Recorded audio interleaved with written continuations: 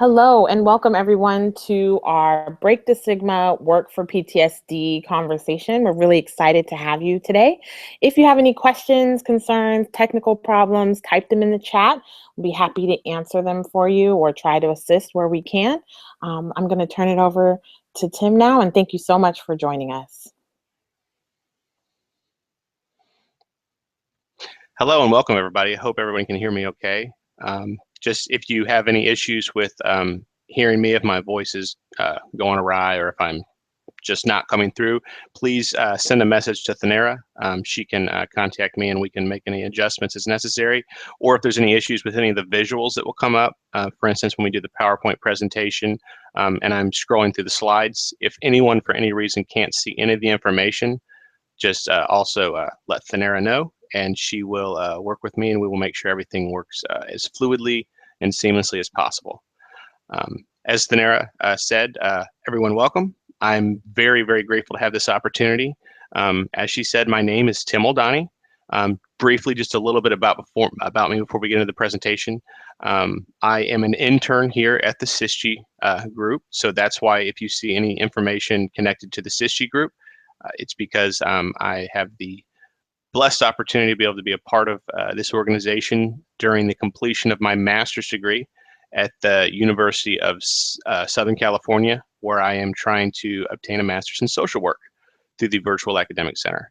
So part of that is completing this internship opportunity. But outside of that, in my professional side of the house, I am a Veterans Outreach Program Specialist for the U.S. Department of Veteran Affairs Readjustment Counseling Service. It's also known as the Vet Center. Some of you may or may not have heard of that. I'll get into that a little bit later and explain that more when we get to the resources side of the house. But I'm also a father of two young girls, 3-year-old and 1-year-old, married for 5 years, and a combat veteran of the United States Marine Corps with 2 tours. And I will go into depth on any of those components as I move forward wherever it's relevant. But again, thank you for coming here. And this is a presentation on PTSD in the workplace and the stigma that exists around veterans, both seeking employment and in the workplace. I will launch the presentation right here in just a second, as soon as I hit full screen mode.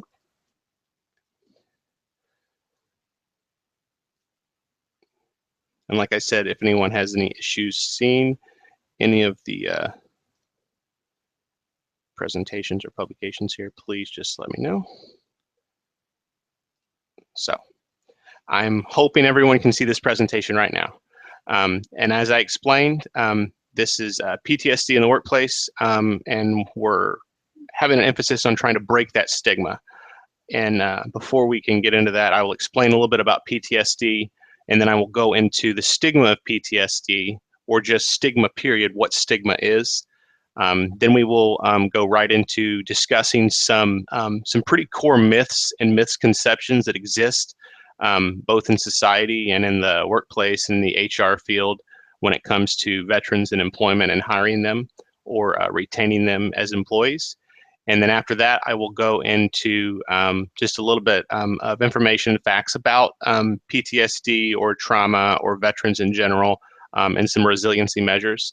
And then I will discuss what we can do about this, some options, some resources, and then I will get into some specialty resources that I am an expert in the field on. And then we will open up for Q&A, and I will even put in a little personal drop to kind of just add a little weight to this conversation. All right, so what is PTSD? PTSD, or post-traumatic stress disorder, as it says here, it's a mental health condition, and it's really a post-trauma issue that's triggered after a terrifying event. You can both experience this event or just witness this event. But it happens in a multitude of different echelons of severity. But the symptoms are they're pretty synonymous with what we've all come to know. You'll see the media has kind of put a lot of things out there about what we know about PTSD or what we think we know about PTSD, but there's a lot of professionals in the field. There's a lot of research that's been done. So we've kind of narrowed it down as far as when you think about what the symptoms of PTSD are. When you think about the traditional flashbacks or hypervigilance or avoidance, anxiety is a real big one. When you think about things like psychological arousal, hypervigilance is one that um, really has been sensationalized when you look at the media and when you look at the discussions of veterans and you look at the discussions of any post-trauma victim. The hypervigilance seems to be one that people really come to a lot. But then there's others like the nightmares, fear, the different thinking, feeling, memory things that come up as far as triggers that might attach you to. It could be a smell. It could just be seeing something. It could be being in a similar situation, and it really depends also of the nature of your trauma. A victim of military sexual trauma or a victim of sexual assault will have different responses to some of these symptoms as compared to a victim of someone who might work in the EMS, emergency medical service field, like a first responder coming up on an accident, or then even what we all know as veterans, combat veterans with post-traumatic stress disorder. But also the other thing to remember is there's also other variables comes into play. For instance, with the sexual trauma, was the individual who had the sexual trauma, was it performed or committed or perpetrated by someone they were close to or someone they trusted or someone that they were engaged in either a system of trust or a system of need? That can make it very much different as opposed to someone who it was an event that happened from a person they've never met, they've never known. And then when you think about the variable of combat trauma and you think about the repeated and the extent of time that someone is exposed to those traumas over and over and over, that also can play into making the issues that they might have different from one another. So the big thing we talk about here is stigma. And why is stigma so important? First, to know why it's important, we need to know what stigma is. So stigma is basically, individuals, people have different pools of thought, but sometimes they just have negative views. And they're about things, quite honestly, that they just don't know about. So these views that they have are of things they don't know about. This is what we call stigma. And because of the stigma of PTSD, it's not uncommon at all for people to really look down on an individual who has this condition or is diagnosed with it. People, they can believe things about PTSD that just quite honestly, they're just not true. So, and this can cause them to treat other people differently. And this is what we want to break. We want to get away from this. And I'm not talking really just with PTSD, even though this is our focus, but stigma with any mental health condition. We've really got to get away from that stigma because that stigma serves as a wall. It serves as a blockade for society, for loved ones, for community members, for colleagues to move towards a person who might have a mental health condition or might be diagnosed with PTSD, and being a support system and a resiliency factor as opposed to someone who is a stumbling block in the way of them living the life that they should more easily be able to live otherwise. So when you think about stigma, people really do have good intentions normally, but they still feel uncomfortable about a topic or an issue such as PTSD. And this really does make it difficult for people who are diagnosed with mental health conditions or PTSD to live, work, have a job, find a job, keep a job. So we need to know, when does stigma actually occur? So stigma actually occurs when people, they just don't understand a mental health issue or PTSD, when they just don't realize that PTSD is actually an illness and it can be treated, or when they think that the mental illness is just something that is maybe the person who's diagnosed with it, it's just their own fault, or they should just get over it for even having it. And then also if people, they are just sometimes afraid that somehow being around or associated or close to someone who has PTSD or a mental health condition, they'll catch it or rub off on them. And then, people really do think, and this is the big one, they think PTSD just makes someone dangerous. And that's just not true. So that is a perfect segue to talk about the PTSD myths and myth conceptions that exist and are out there. So I've just chose some very synonymous ones with where we are today, as far as the HR field, the employment field, the seeking to find employment for veterans, or just what they might face in the workforce. So those are the kind of PTSD myths and misconceptions I'm going to really focus on, but there'll be some other core and broad myths and misconceptions that are built in here too that just apply to all PTSD for all veterans. So here we go.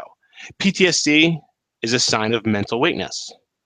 So when you immediately read this, no matter where you're coming from, what side of the house, whether you're just a loved one who is connected to either as a spouse, as a sibling, as a parent to someone who has PTSD, or say you're a colleague, or say you're the employer or the hiring manager of someone who has PTSD.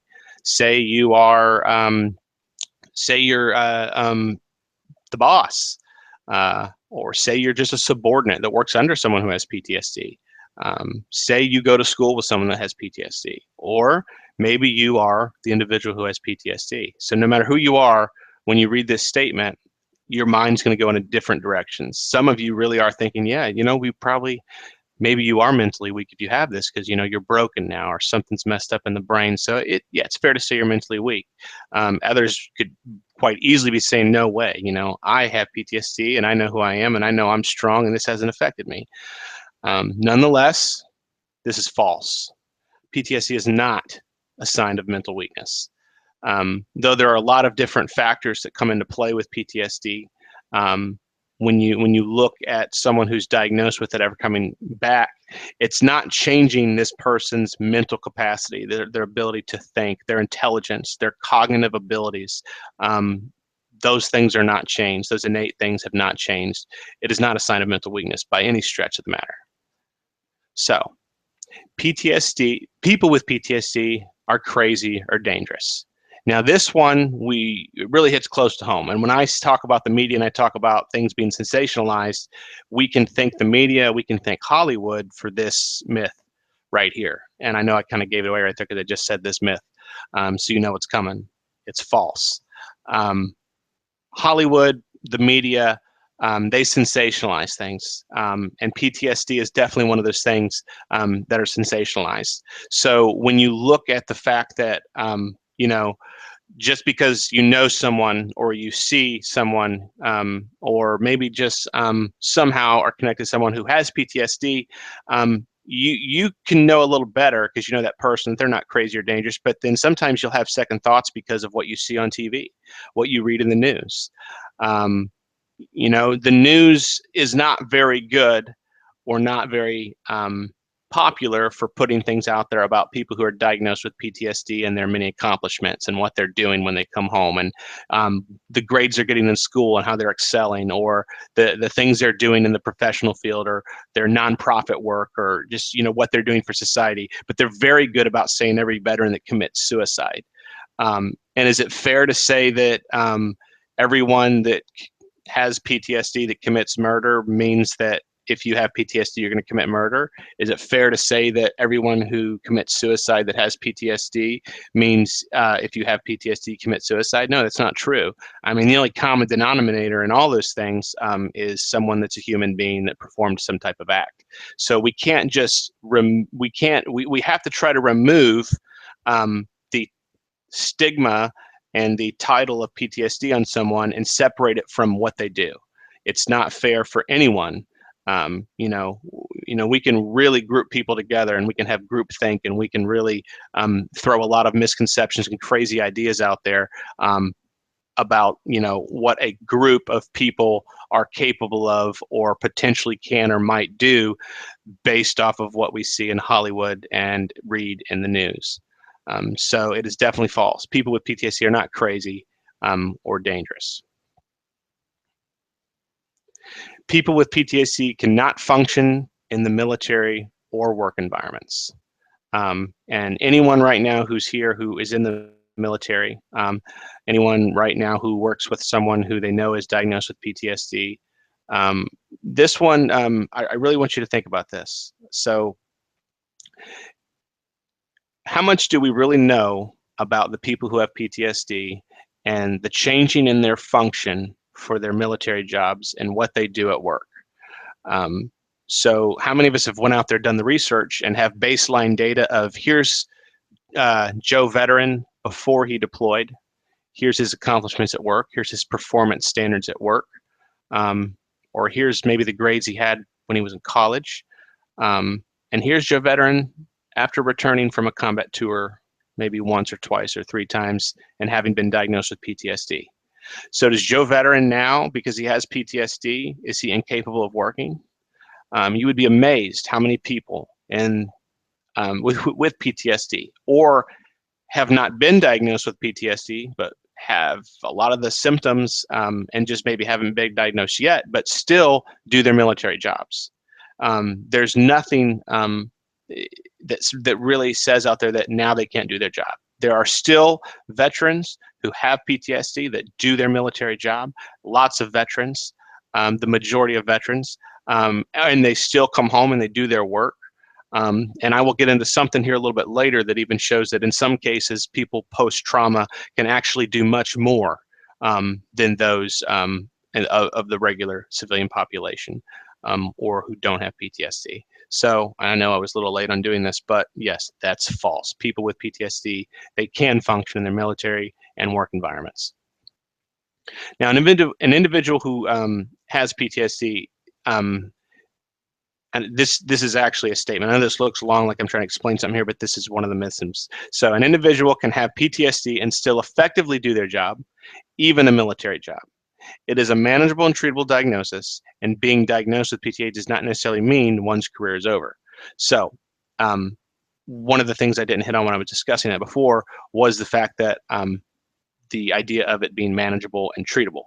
So yes, PTSD is a diagnosis, but just because you're diagnosed with it, it doesn't mean your job's over. It doesn't mean the military career is over, but it means you may have to manage some things. You may have to treat some things. So I'm not here today to try to tell everyone that people with PTSD are superhuman and that you don't need to have any concept about the fact that some things are different now. There will be things that we understandably know now to be different. And it just means things must be managed different now. You have to treat things with some type of intervention. Is that not true for many things, though? If you're married and you get divorced, do you have to manage the way you run your households differently now? Do you have to manage your children differently now? Do you have to manage finances differently now? Of course. So we can't look at any individual, after or post event and say that something's wrong with them because now they have to manage things differently.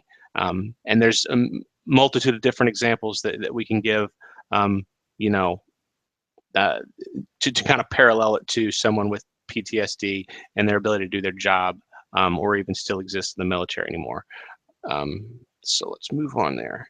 Military veterans with PTSD have many desirable strengths to make them a good fit for any organization or company. Now I'm going to let you all think about that, about 5 seconds right now, and just ingest that, think about that, and hopefully you're in agreement with what this is going to say here and know that that's true. Military veterans with PTSD have many desirable strengths. Yes, they do. And they are a good fit for any organization or company. So why is this?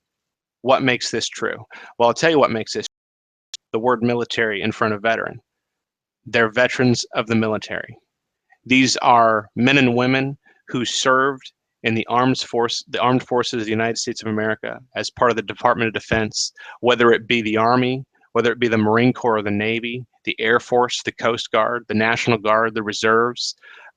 These individuals who've served part of a giant, the largest corporate organization or entity that could have ever existed in the United States of America. So being part of that, I guarantee that a veteran, even though they have PTSD, they understand culture, organizational culture. They understand what it means to be part of a large entity. They understand hierarchical command structure. They understand what it's like to be in a chain of command. They have communication skills. All these things they have much different than the average citizen. They have adaptability attributes. They have resiliency measures. They have flexibility. And even it goes beyond just that. It goes and it dips into even their family structure, their wives, their husbands, the spouses, the children. These people sometimes are uprooted many times and moved all across the nation, time after time after time again, and they still adapt. They still find the core areas that are important in every community, and they know how to seek out resources.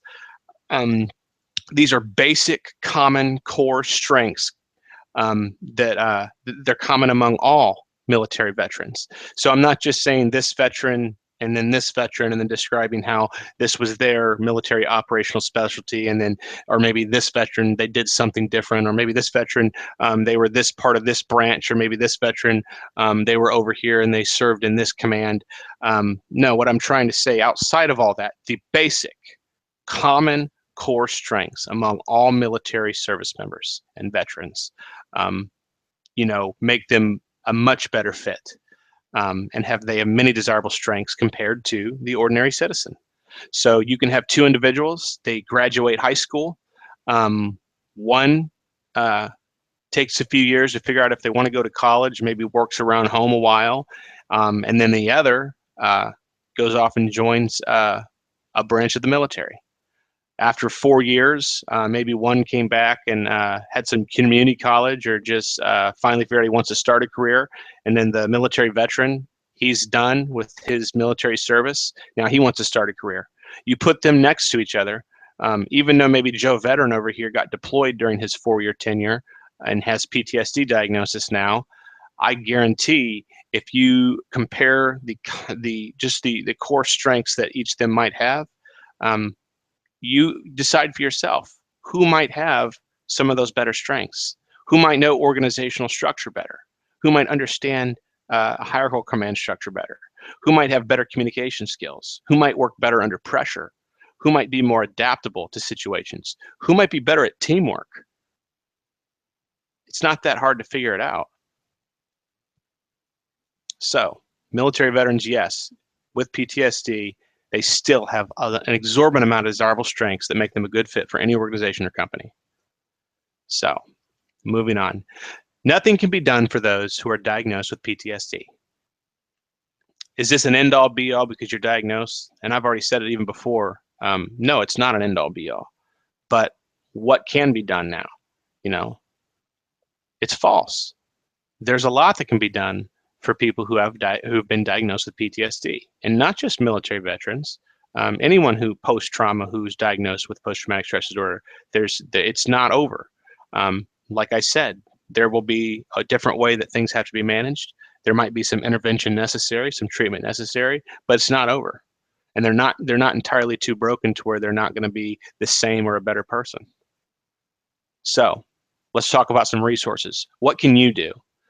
So first, say you're the employer here, you're a hiring manager, you're an HR professional, you're part of an organization, a company, or an agency that wishes to hire or does employ now veterans. There is what's called, the Department of Veteran Affairs has put out what's called the Veterans Employment Toolkit. And all these things I'm going to discuss with you here are available. I can send the raw presentation to you in PowerPoint form, and the hyperlinks are on there you can click on all these things to go check them out.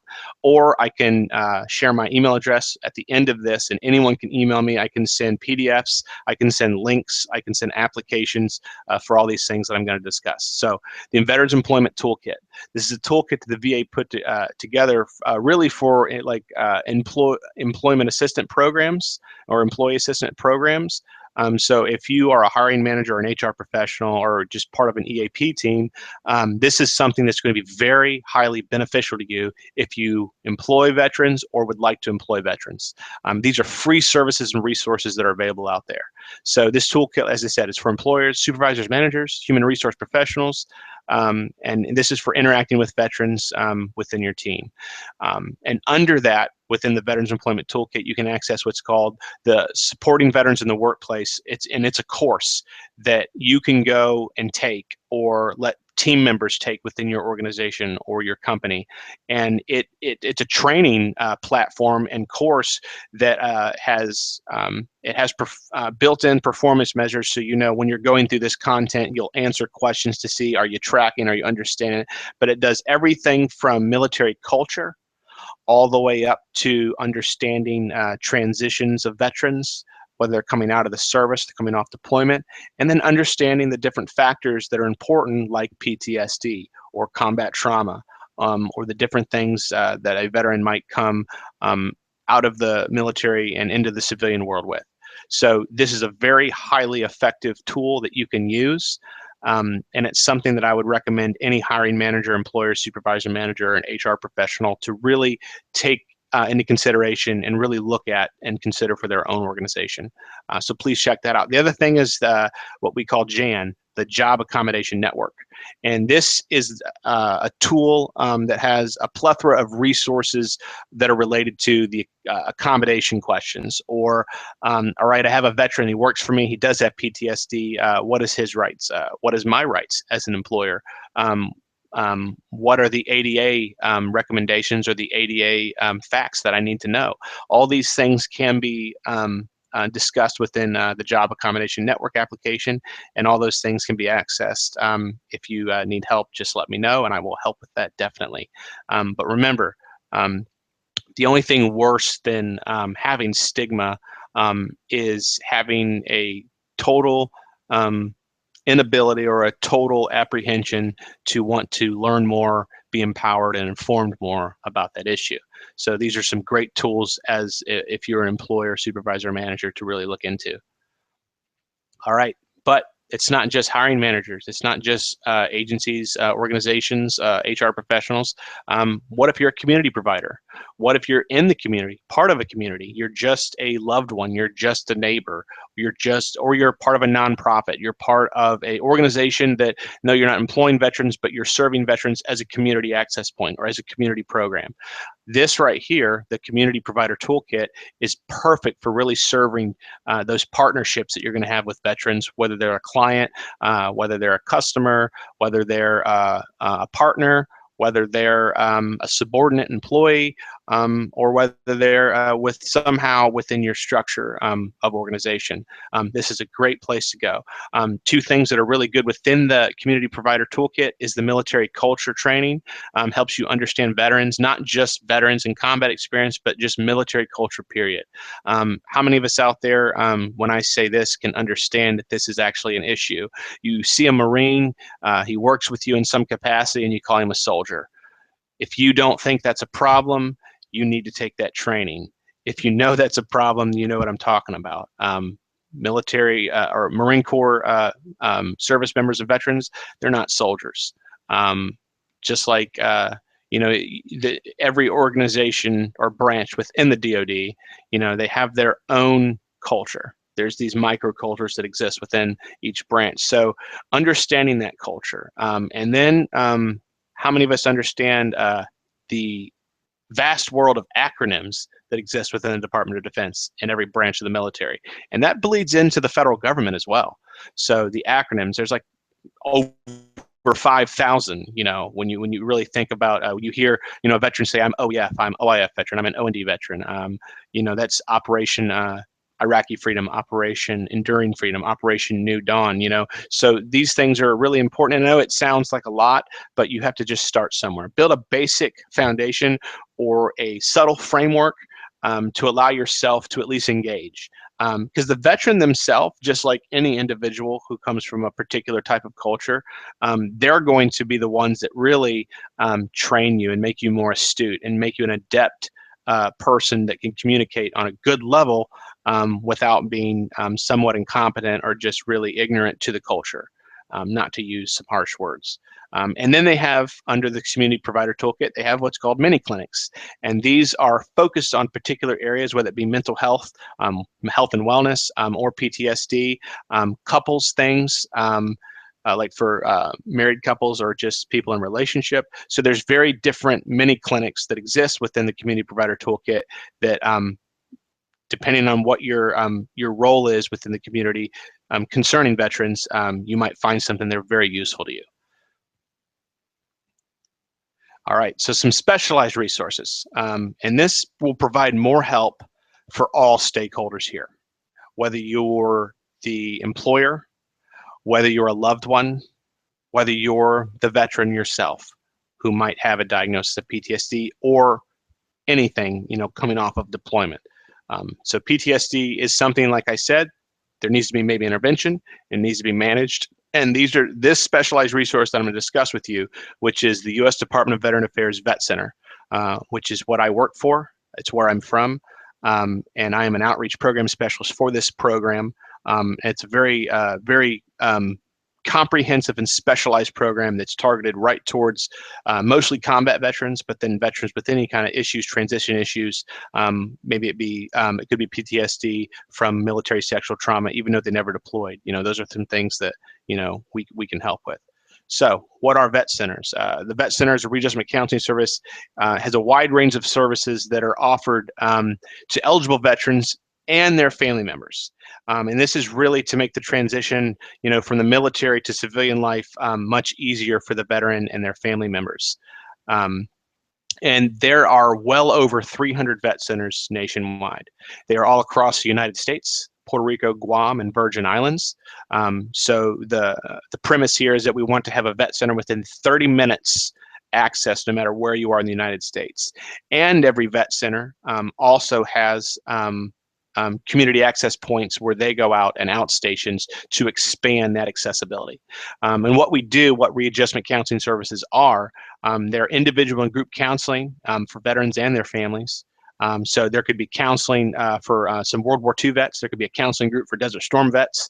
There could be a counseling group for spouses of veterans, or a caregiver support group for maybe family members who are in a caregiver capacity for their veteran loved one. We do family counseling for military-related issues. We handle bereavement counseling, MST or military sexual trauma counseling. We handle that, and we also do the referral process if there's anything more extensive that particular veteran or survivor of MST might need. We'll really push forward and make a connection, a warm handoff to any other service. We do outreach services, which is my bread and butter. That's where I live. That's where I thrive, is in the outreach portion. I spread this word. I get the message out there, and I'm a conduit for all things veterans. We do substance abuse assessment and referral.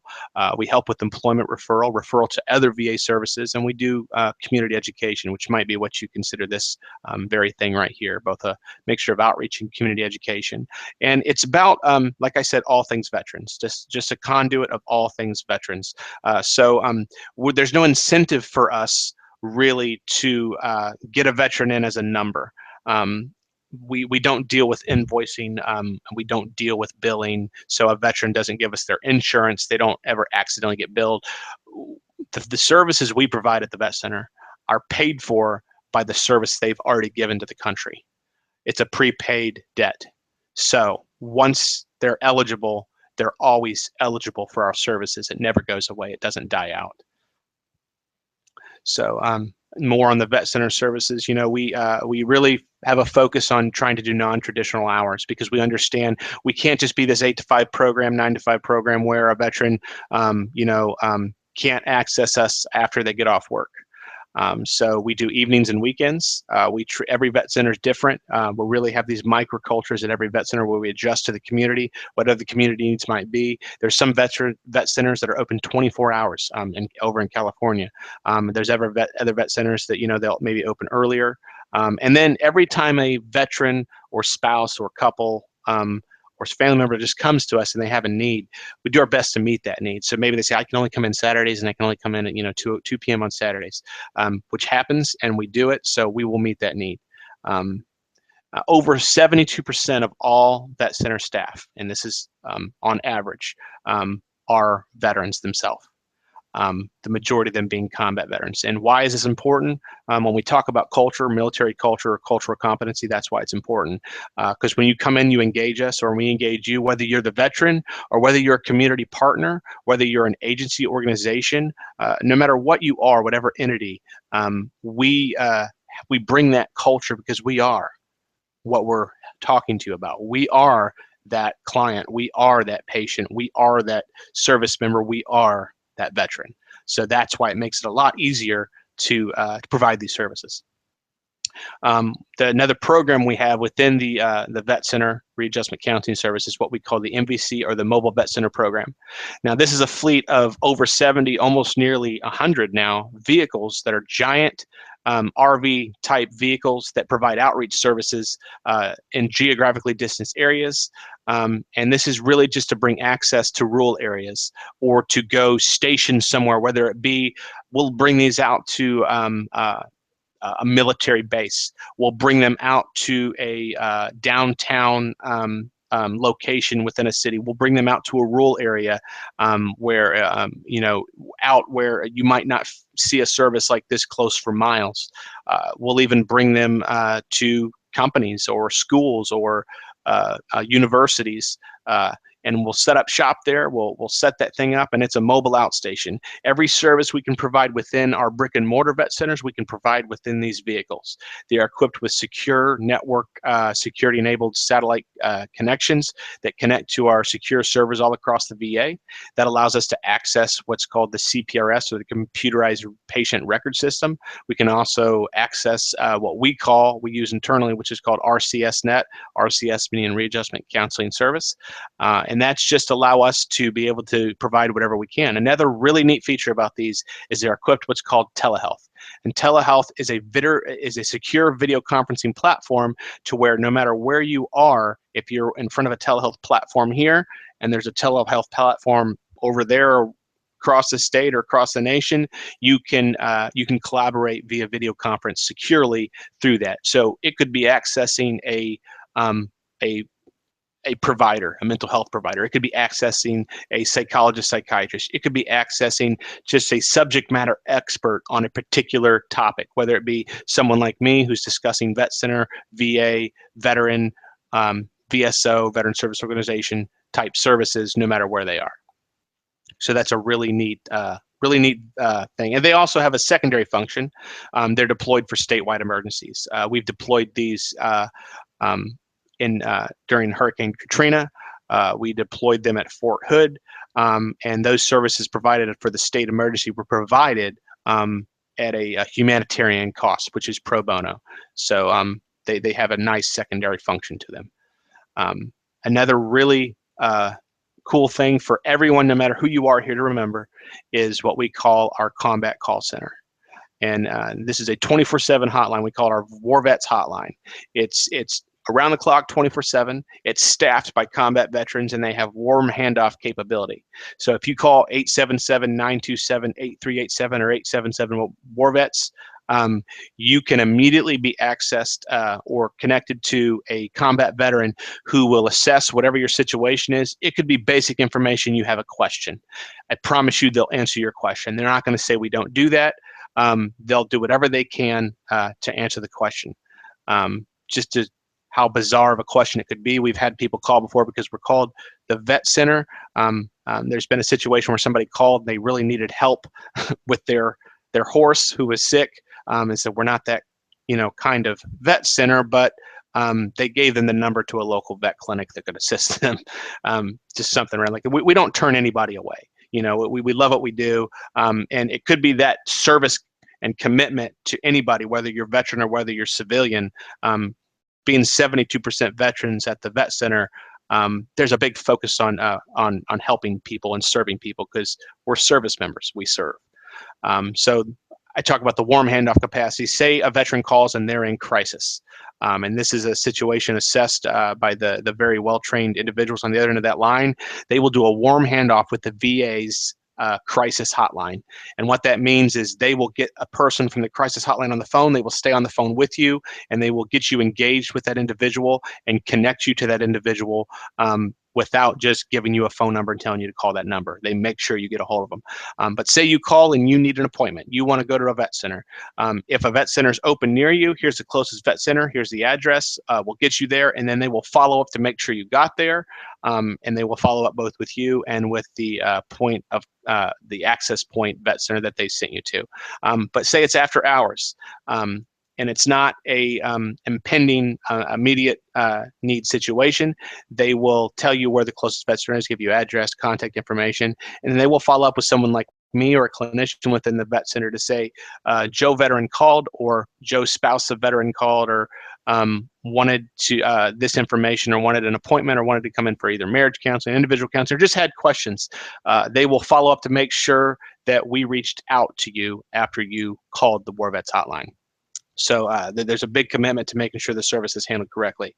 And then another thing that happens is if it is a emergency, this is not something where you talk crisis line is going to help, or even the War Vets hotline will help. They can dispatch emergency medical services, police, fire, EMS, if it's necessary. So that is a great tool to keep posted no matter who you are, have it readily accessible and everywhere and available at all times. So getting connected. How can you connect with services from the vet center, these specialty services?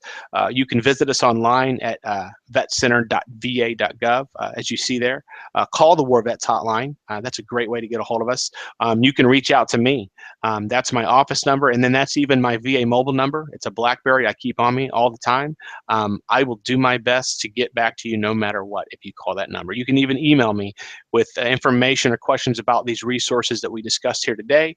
Any information that we discussed, I'm more than willing to collaborate and connect on those things, because I care. I'm a veteran too, but even if I wasn't, I care about veterans. I care about educating. I care about people, and being trying to become a social worker. I just care generally about all people, and really like to have that empathy. So hopefully it can be seen in action. So now let me leave you with this before we go into Q&A. Let's talk about human strength and resilience. And this comes from a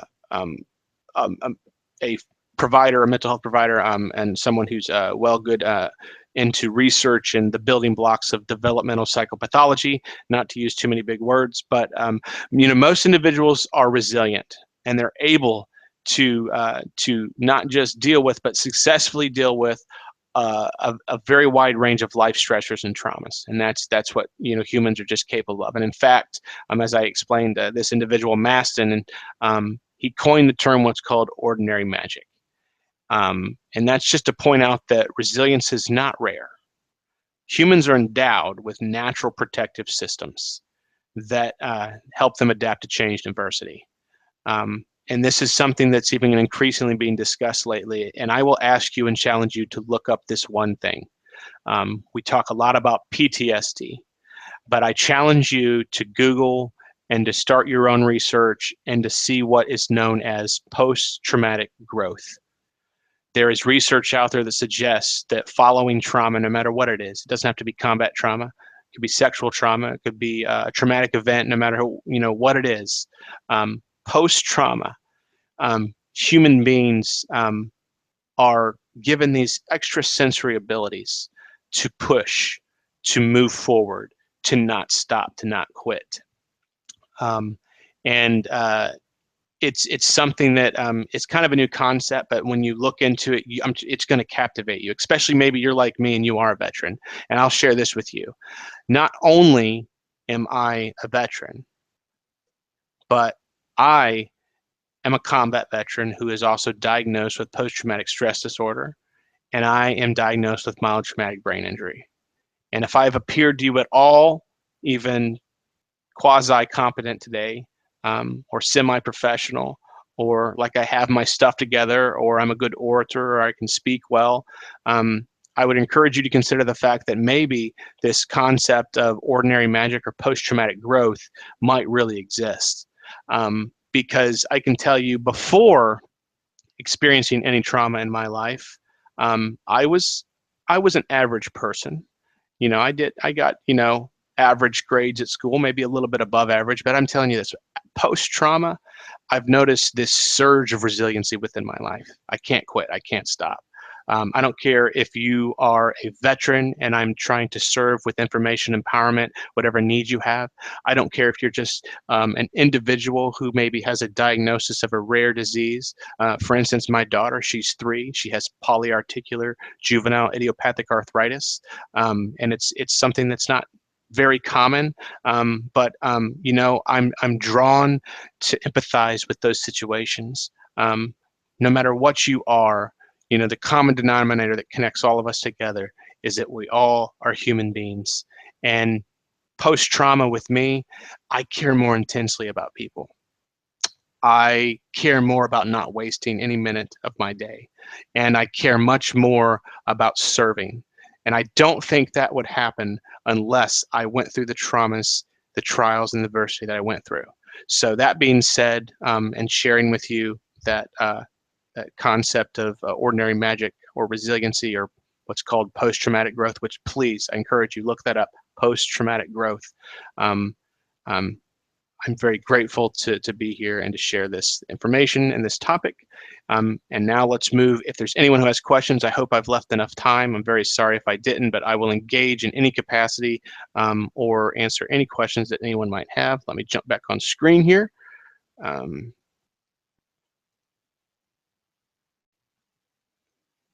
So I don't know if you can see me yet. Am I on screen?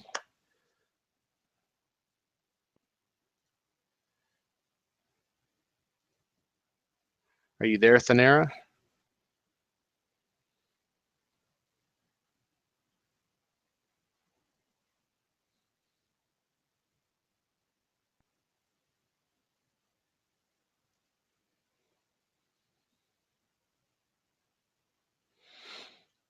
Don't know what's going on. I know I'm live. Oh yeah, they can hear me. So I'm still here. So if anyone has any questions, please send it through, ask a question. And if not, I'll give it just a few minutes here, and then we can move on.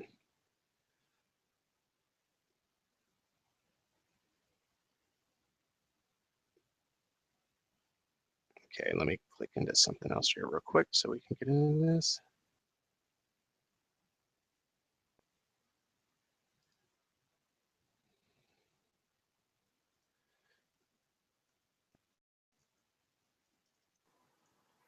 Hi, Tim. I don't think you can you can totally see. So there was a question from the audience of, can you give an example of a workplace accommodation that an employee might need to make, an employer, I think, might need to make with a veteran with PTSD if they request it? So what are some of the things that an employer specifically So could when do or you needs to do? Maybe you could clarify that for them. when it comes to like the job accommodation network, and as anyone know, like when you think of things like USERA and USERA laws, or you consider job accommodation, the number one thing to consider is that PTSD diagnosis is an ADA protected um, um, um, condition. So the accommodations that might come forward, they could be of various. I don't want to attach it to, and I know you want an example. The number one thing to consider is those resources I gave you, the job accommodation network that I put out there. That's a very, very, very important feature to look into. Because that resource will connect you and answer all those questions. It tells you everything from the what is necessary that must be done, what you don't have to do, what the rights of the employee and the employer are, centered around that diagnosis of PTSD. But let me say this too. On average, I think it's about $186 on average is the average accommodation spent that goes towards an employee who has an accommodation request for PTSD. Now, what this doesn't take into account is the fact that those employees who have PTSD that didn't make a request, they don't factor that in to draw that number down, the average down. So 180 for those who do request and do have PTSD, it's like $186, and it could be just maybe more more advanced or special communication devices like this headset. something like that, to allow an employee to focus better. It could be as simple as the incorporation of maybe a mentorship program. And the reason a mentorship program sometimes factors in cost is because they can't just say we have a mentorship program. There has to be an individual that's either hired on, an individual that's on site on the job that may provide that type of program. So if they're doing that program, they're not doing the job. So they have to factor the cost, whether it be 10 minutes, 15 minutes, 5 minutes, or a half hour within a week or a month for some type of program like that. So those are the most basic types of things. I don't want anyone to have the idea or to have this concept that, you know, someone with PTSD who might work at an organization is going to come in, and then that means that you have to build this padded wall and barrier around this individual. It's cost a lot of money because we don't want them separate. It is not like that, and I hope nobody has that concept or is in thinking even that type of thing. But yeah, it's very minimal. It's very basic types of accommodations. You can really get into them. As I said, if you look up the JAN service or the Job Accommodation Network, anyone who wants that information, please, as I said, you can email me, timothy.oldani. I'm going to put it in the chat block here. I don't know if you want to see it, at va.gov. Oops, I don't think I sent it.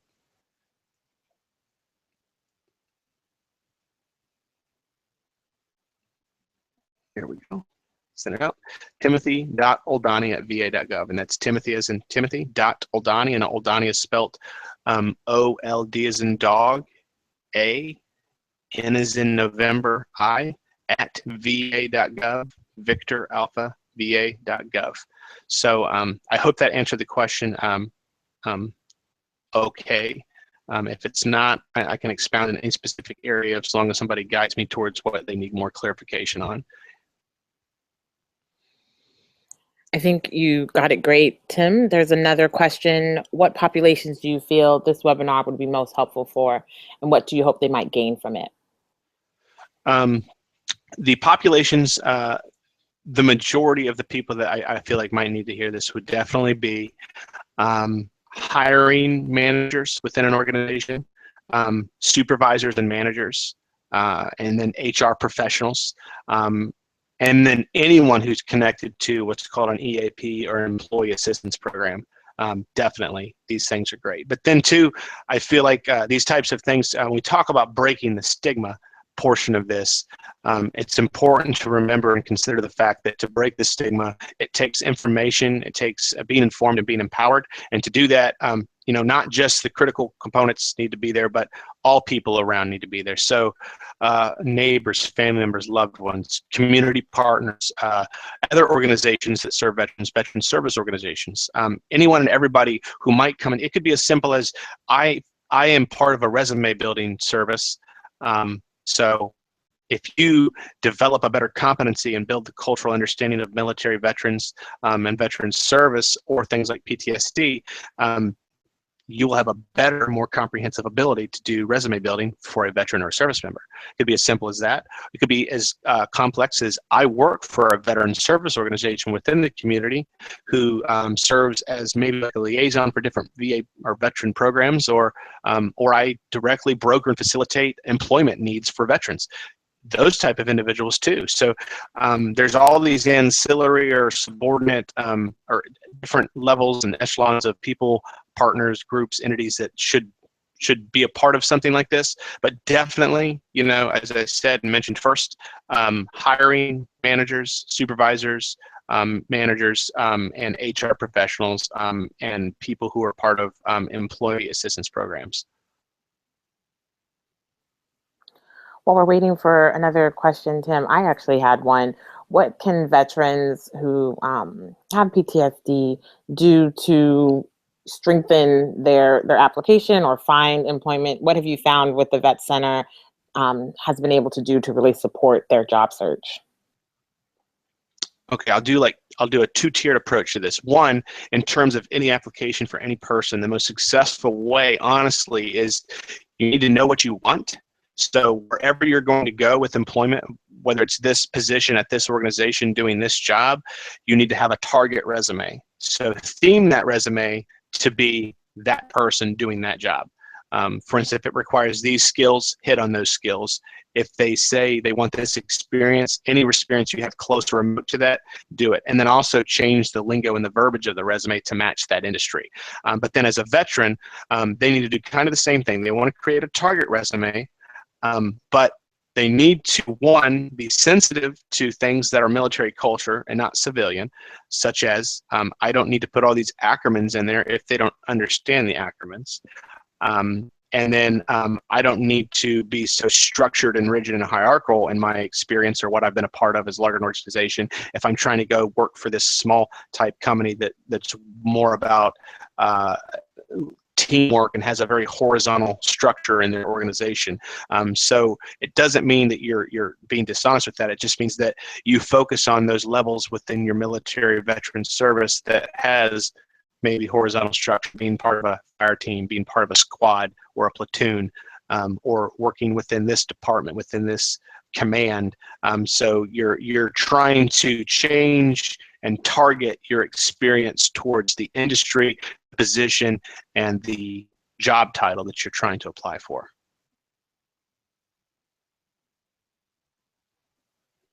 Great, thanks. There's a question of how do you feel about affinity groups focused on veterans? Do you feel that it's a good use of resources to work with veterans in general? I don't think there really is a resource or provision of any intervention of service that is wrong or bad. The only way that you can really say something is not useful is if it's replacing something maybe that's more useful. So if you're gonna employ or engage the affinity group or the affinity program, but it's going to replace maybe like a more effective veteran mentor program within a job, then that's when you've got to talk about those compromises. But I don't think there's a such thing as having really a wrong support service. And that's providing that the service or the intervention is something that's accepted and sound and built around maybe research and something that is maybe scholarly or peer-reviewed. So it can't just be something created, because I'm not going to tell anybody that, this service, does this work if we just made it? We have to know what that is first. So providing that it's an actual service that has shown results and the data suggests that it's beneficial and positive, empowering, fire away.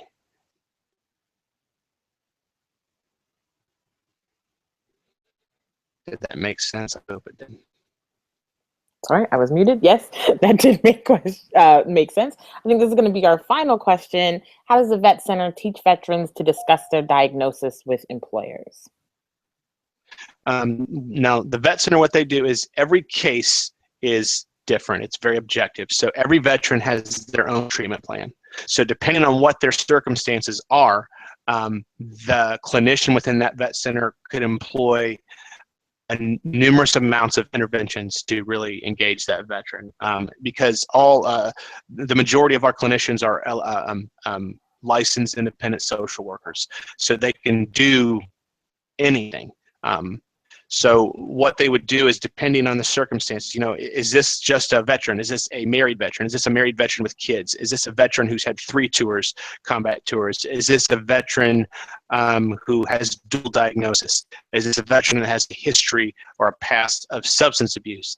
So the treatment plan will be tailored to that veteran. So in terms of maybe motivational interviewing or trying to empower that veteran, we're not going to always just tell the veteran, do this, but by discussing and doing clinical work with the veteran, we can allow the veteran to grow in understanding, to increase in competency, and to come to the conclusion on their own. So they've come to it, it's innate within them, they've understood it, they've had that catalyst and revelation, so they're going to be able to do it. So in terms of discussing with the employer about PTSD, let's have this understanding too. The veteran is never obligated to say they have PTSD. That's an ADA protected issue.